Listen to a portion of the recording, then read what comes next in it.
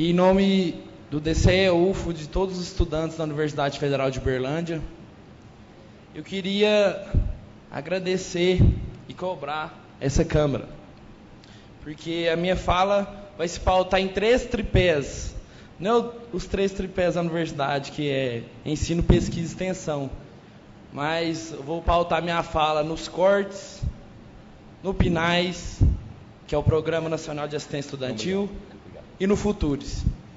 Porque a gente tem que fazer uma análise de por que essas coisas estão acontecendo na universidade.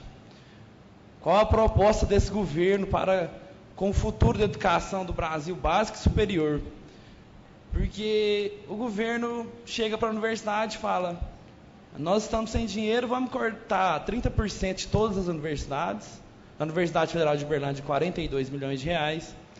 Depois que esse orçamento já tinha sido aprovado pelo Congresso, no ano de 2018, e ele chega no meio do ano, depois que esse orçamento já estava, como o professor Helder falou, que em processo, chega no meio do ano, corta 42 milhões de reais na UFO, e agora, como a gente viu, fala que era um contingenciamento, que agora liberou 19 milhões de reais.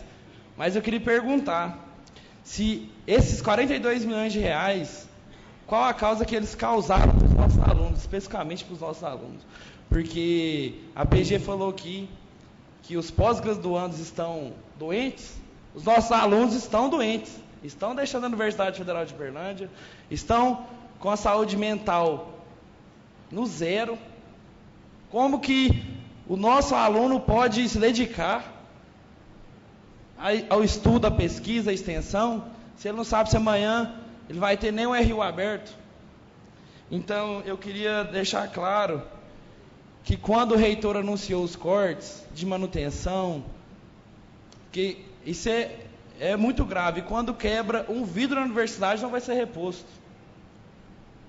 Quando o reitor deixou claro que cortou em 70% as linhas intercamp, que é os campos que nos levam daqui para o Glória, do Moarama para o Santa Mônica, e os estudantes que não têm condição de pagar o transporte público, que estão deixando a universidade, eu quero deixar claro que esse é o impacto dos cortes, dos 42 milhões de reais, e mesmo que agora venha com essa história de que não era corte, não era isso, que liberou 19 milhões, a UFO está prevendo entrar em 2020 com 22 milhões de reais de dívida, mesmo com esse descontingenciamento, e sem nenhuma volta dos direitos que os estudantes tinham, por causa que a universidade não tem como cobrir isso.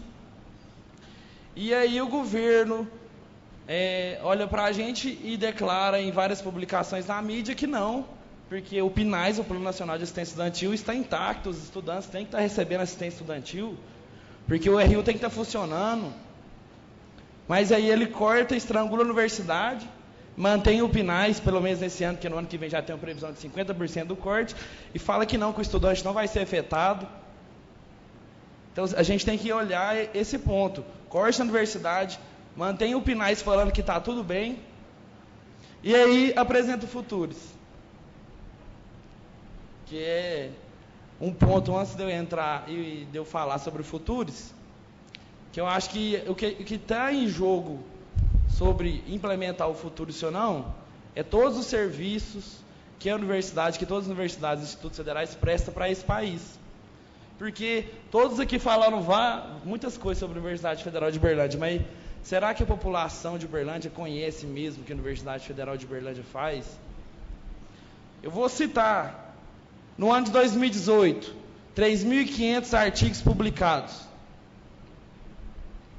1.106 projetos de extensão, projetos para fora da universidade, 187 mil atendimentos odontológicos no hospital odontológico, 96 mil atendimentos no hospital de clínicas, desses 3 mil partos, são 100 mil atendimentos no hospital do câncer. E a UFO atende 86 cidades. Nós não estamos aqui falando da cidade de Uberlândia. A Universidade Federal de Uberlândia, seu hospital de clínica, seu hospital odontológico, seu hospital veterinário. e todas as outras instituições, a Exajup, prestam grande serviço para essa cidade, para essa região, para o Triângulo Mineiro e para o estado de Minas Gerais. Fora o caráter humano de formação em todas as áreas do conhecimento, nas artes, nas engenharias, nas exatas, nas biológicas, na saúde. E esse programa Futuro se coloca tudo isso em risco. Porque é um programa que visa a universidade perder sua autonomia. Porque nós elegemos uma reitoria de forma democrática, todas as instâncias da universidade são de forma democrática, os colegiados, os conselhos, nos conselhos superiores, tem toda a representação da universidade, alunos, docentes, técnicos. A universidade tem autonomia e é a única coisa que deu certo, a única coisa não, mas é uma das poucas coisas que dá certo nesse país, é o sistema de universidades federais, que está colocando em risco nossa soberania. Mas aí perguntam assim para mim nas redes sociais, não, mas o que vocês fazem com os recursos públicos dentro da universidade? Só tem balbúrdia?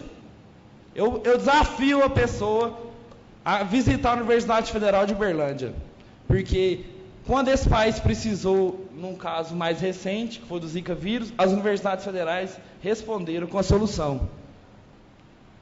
2 minutos. E aí eu queria perguntar para esse ministro, que quer fazer um fundo bilionário de captação para as universidades federais, porque fala que o governo está sem dinheiro e as universidades têm que ter mais autonomia, elas têm que captar recursos do setor privado.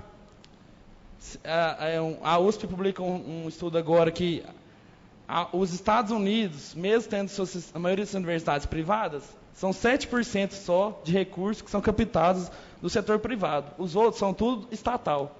Eu queria perguntar por que as universidades privadas desse país, que tem toda a liberdade e não tem os trâmites da burocracia, não são as melhores universidades desse país, não captam recursos do capital privado.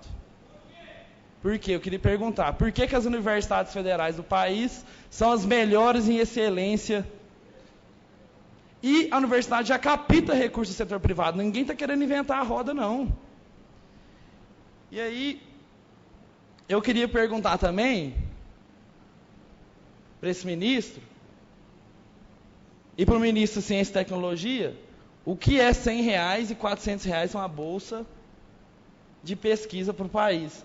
Porque o que está acontecendo agora todo mês o ministro de Ciência e Tecnologia está pedindo esmola para o Paulo Guedes para pagar os estudantes.